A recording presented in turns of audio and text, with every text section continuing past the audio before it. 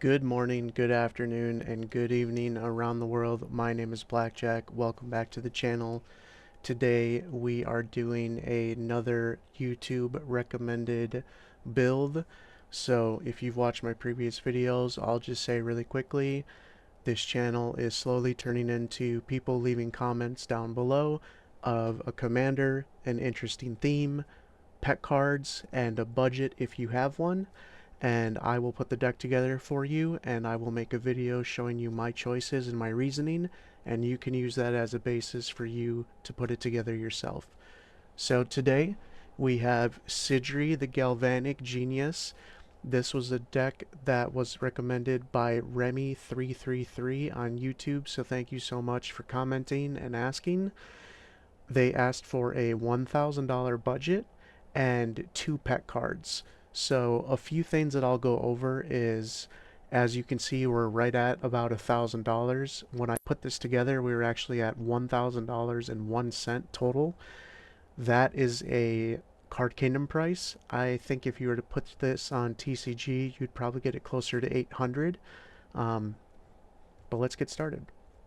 So Sydri Galvanic Genius is Asper color, white, black, and blue, and we can pay a blue to make a non-creature artifact a creature with power toughness equal to CMC till end of turn, and then we can pay a white and a black to make an artifact creature gain death touch and lifelink until end of turn.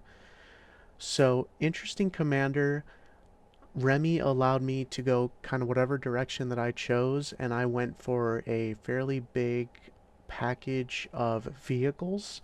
I think vehicles are extremely powerful in a deck like this because one, vehicles do not die to board wipes if they're not currently creatures, and two, instead of paying crew costs to wake vehicles up and make them creatures till end of turn, Sydri can simply pay 1 blue mana and turn these vehicles into creatures herself.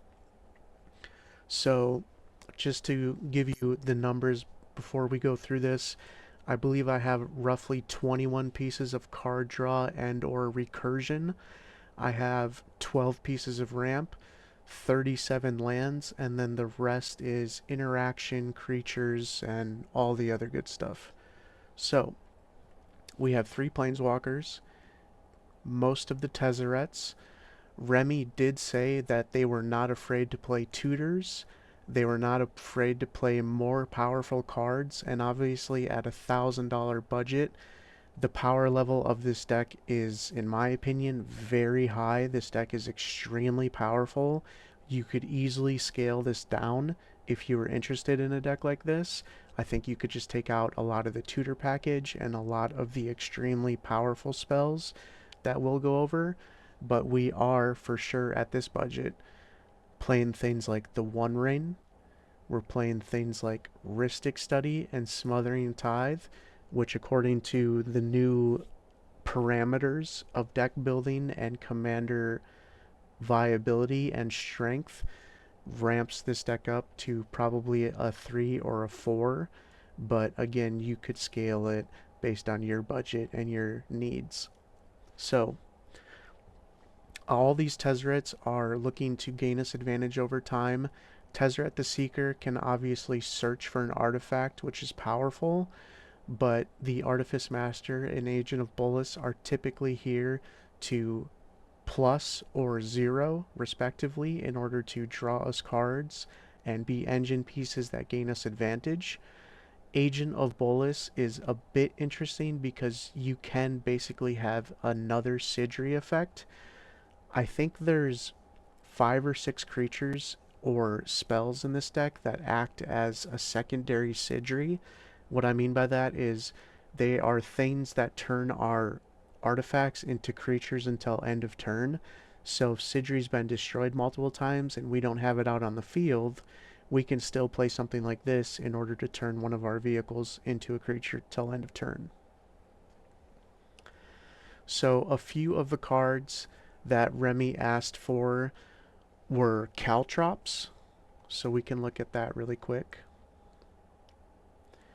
This is an artifact that says whenever a creature attacks, it deals 1 damage to it. Remy is a big fan of playing an effect like this. I don't blame them at all. Something that we threw in there for them. They also asked for Baleful Strix, which already works pretty well in a deck like this. It's an artifact, so it already interacts with Sydri, and then it does replace itself by drawing a card. Plus it has evasion through flying and death touch, so it is a great way to divert attention or decentivize somebody from attacking you early, because nobody wants to trade with the 1/1 death touch bird.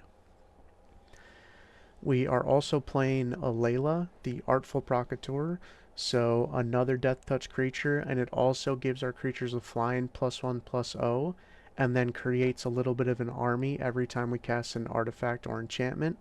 There's a ton of artifacts in here, I think, including the creatures that are artifacts, 45 to 50 possibly in here.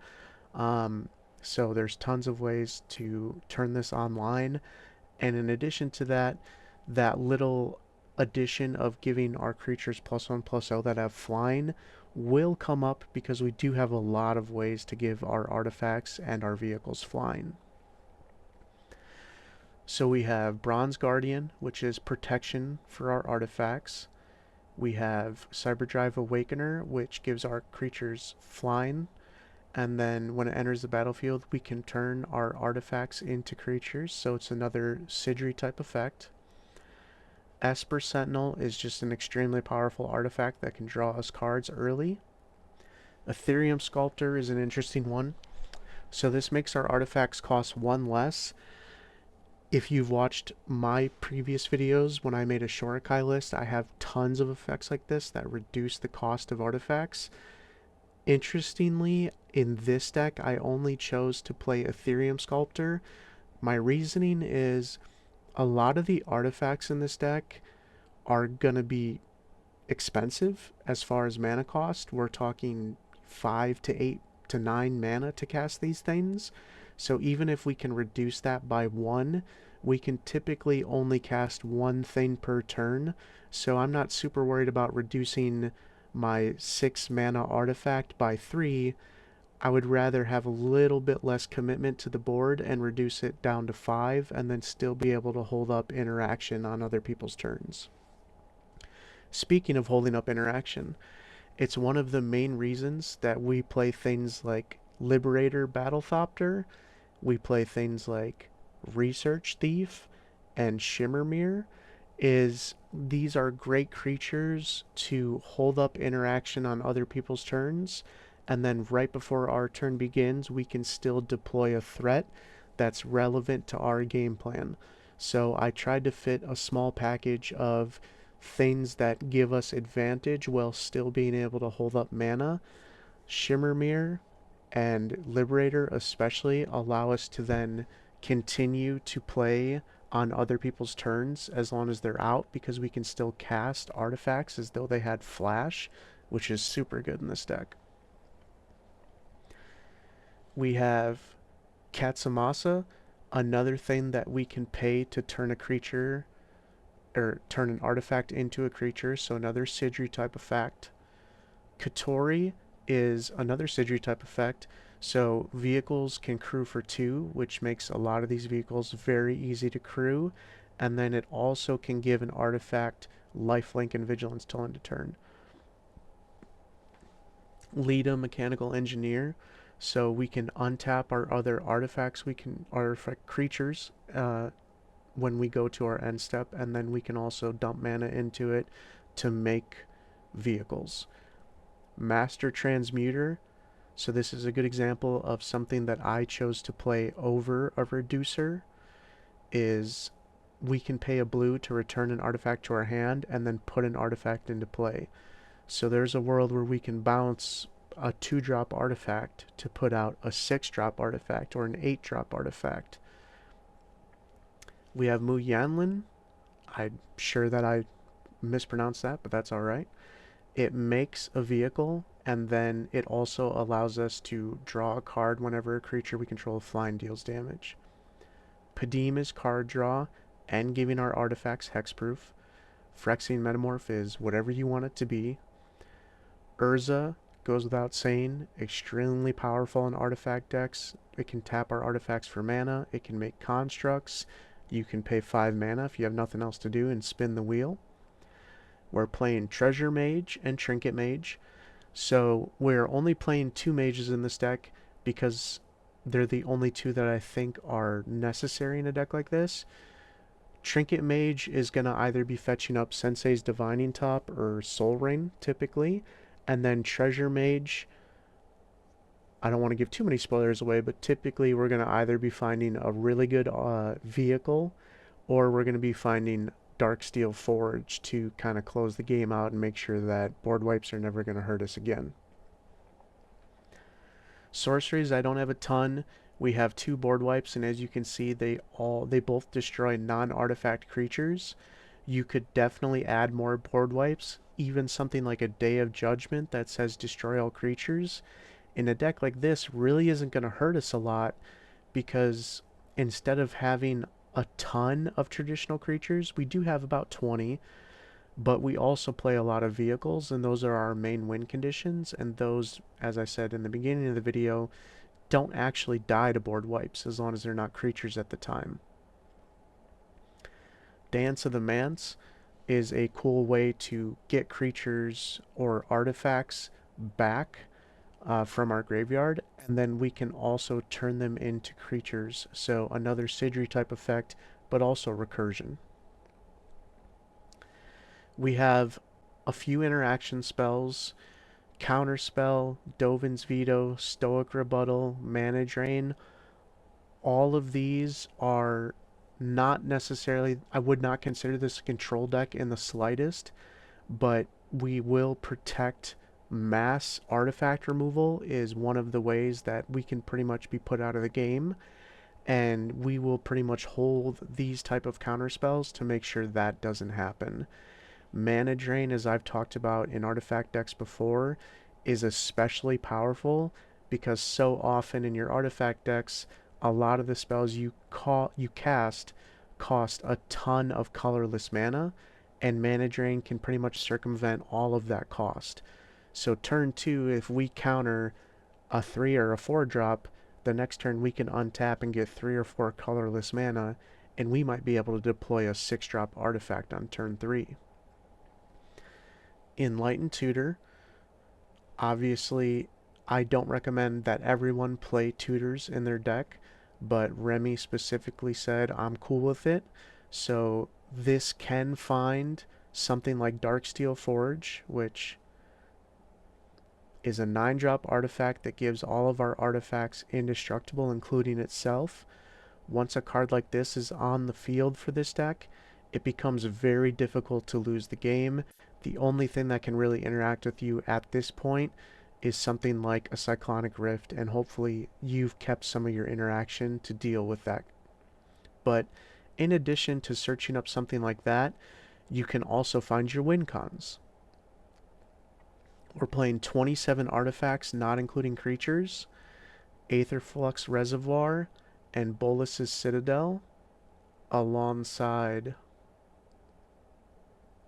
where are you? Sensei's Top is one of 2, at least that I know of, infinite combos in this deck. There might be more as you play it and you figure that out for yourself, but you can essentially tap to draw a card with the top and put the top on top of your library, and if you have Aetherflux and Bolas's Citadel out, you can basically pay 1 life to cast the Sensei's Top from the top with Bolas's Citadel, and then that triggers Aetherflux to gain you life, which incrementally adds +1 life, +1 life, +1 life, so essentially Storm for life gain for each thing you've cast this turn. You can then flip the top back on top, cast it with Citadel, trigger Aetherflux, flip the top back on top, cast the Citadel, cast with Citadel, trigger Aetherflux. You can basically get to an infinite life total with that, and then take everybody out at the table with Aetherflux. That's one of the 2 combos that I know of. The other main infinite, and this is, again, even if you do play this deck, not something you have to search for, not something that you're actively looking to do, but if the power level of the table is cool with it and is relative to you, then you can look to close the game out very early with this kind of an effect. So Aetherflux says, pay 50 life, deal 50 damage. It's a 4-drop artifact. Now with Sydri, we can pay 1 blue to turn Aetherflux into a 4/4 creature that we can use to pay 50 life to deal 50 damage.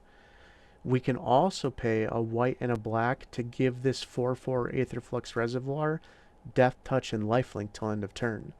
So what that means is if you have 51 life, you can activate the Reservoir to deal 50 damage to a player, and then since it has Lifelink and Death Touch, we can actually gain 50 life back because it dealt 50 and then it Lifelinked 50 back.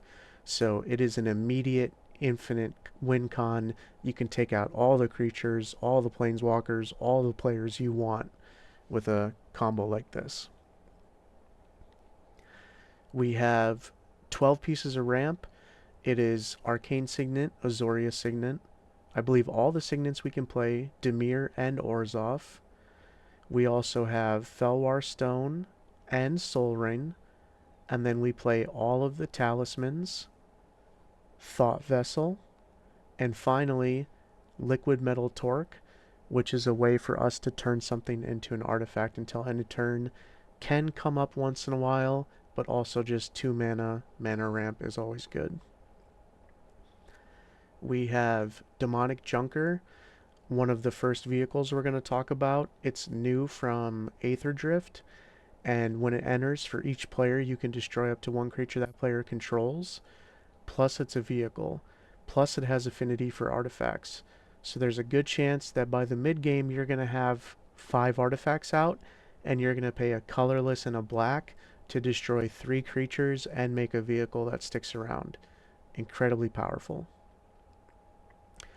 Peace Walker Colossus, normally not the most impressive vehicle, excuse me, but we can pay a colorless and a white to turn another vehicle into a creature until end of turn.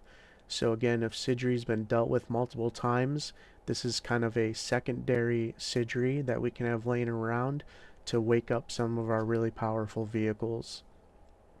So next we'll get into the main vehicle section.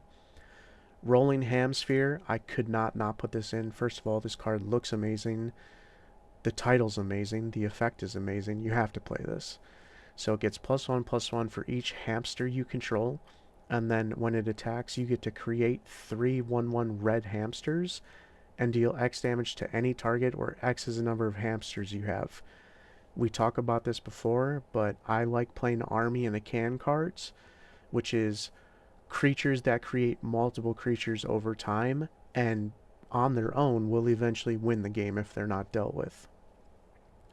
Salvation Engine, it is, I would consider, probably the second coming of Sun Titan, and as you know, I am a sucker for Sun Titan. It's a 5-drop 6/10 that gives other artifacts +2/+2. Whenever it attacks, we can return an artifact from our graveyard to the battlefield, so it is an indefinite amount of recursion, and it does not matter how much the artifact cost, which is awesome.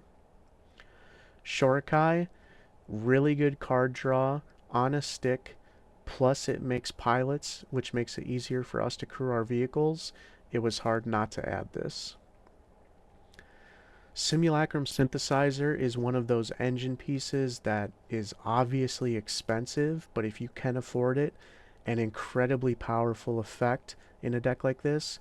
It basically turns every artifact that we deploy for the rest of the game into Urzas that also make constructs, which is insane. Sky Sovereign, it is a flying vehicle that can hit for big chunks of damage, but also deal 3 damage to a creature or planeswalker every time it attacks. The Indomitable is a cool one. It has trample, and then whenever a creature you control deals combat damage to a player, draw a card, and you can cast it from your graveyard as long as you control 3 or more pirates or vehicles. Sadly, you're never going to have the pirate one, but you will often be able to have the 3 vehicle one. The One Ring, I'm sure you've all seen this card before. I would not recommend playing it at an average casual table, but at a high power table where everybody's slinging $1,000 decks around, this is a great card to play. Gives you protection, gives you insurmountable card draw over time. It's There's really nothing better. It is the One Ring.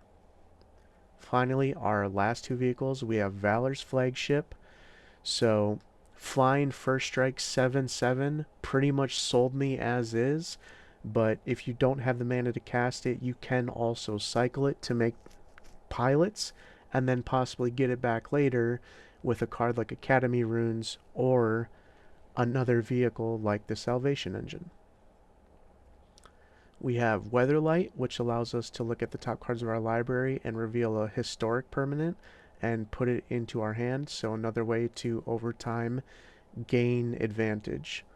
So the name of the game with this deck is basically slowly take people out of the game with massive vehicles that are hard to remove, hard to interact with, and are constantly gaining us life and gaining us advantage. Eventually, you can use your tutors, your treasure mage, your trinket mage, your enlightened tutor to go find your Aether Flux or your Bolus's Citadel to build advantage over time. Or if you want to close the game out and protect your board, you can obviously get Darksteel Forge and just make everything indestructible. Finally, we have two extremely powerful enchantments. We have Rhystic Study and Smothering Tithe. Rhystic Study speaks for itself. It's impossible to argue with the value that this card provides, and when the budget is this big, it's gonna be my go-to piece of card draw. Smothering Tithe, same thing. Incredibly powerful card, plus it makes artifacts, which already interacts well with our deck, and being able to over time garner advantage and play effects like these. I wouldn't play these at every table, but at a high power table, this is as good as it gets. Finally, we do have the land package. So I did put a lot of thought into the lands to make sure we got the right ones. The mana base was extremely good. It was extremely consistent, and we also were able to get some pieces of engine lands. So things like Academy Runes, where we can recur stuff from our graveyard, and then Adakar Waste, so we do play all, or at least a couple of the effects like this. Typically in a high budget deck you wouldn't play this. The reason it's good here is we can simply tap it for a colorless, and since this is an artifact deck, there are going to be a lot of times where we don't have to take damage, and we can have a land come into play untapped that taps for 2 colors, plus can just tap for an artifact that we're casting. We have a lot of, your flooded strands, your marsh flats, your polluted delta, fetch lands. Those are going to be getting your godless shrines, your hollowed fountains, your shocks. We also have the Triome, Rafine's Tower that you can get. We have Urza's Saga, extremely powerful in any artifact deck. Mycosith Gardens, same thing. Just great ways to utilize mana later in the game when there's nothing else going on in the field. Inventor's Fair, another tutor effect that we can use to find one of our main win cons. And that is it. So, as I said, Remy, thank you so much. I think this deck is insanely powerful. Genuinely, this is probably more powerful than any decks that I personally own. I typically avoid this type of budget, just because it's just a little bit too much for me. And in addition to that, I usually don't add all these tutor type effects or Rhystic Study or Smothering Tithe to my everyday decks. But if you do want something powerful, I recommend this. This is going to play out insane. It's going to be a lot of fun. There's a lot of interaction. There's a lot of card draw. This is a deck where you're always going to have something to do, and it's always going to feel like you are doing something powerful. Every spell that you cast is a powerhouse. Every spell that you cast must be answered. Even something like Bronze Guardian will deal enough damage to take a player out, or will be so scary because of that ward effect on your other artifacts, it's going to be a must answer. So, having a deck like this, where almost every creature you play is a must answer threat, eventually the the table's going to run out of ways to interact, and you are going to eventually be able to take over. So, Remy, I hope you enjoyed it. I hope I inspired you and gave you some good ideas to start. And as always, I look forward to the rest of you leaving comments below with your deck ideas. Thank you guys so much for watching. As always, Godspeed.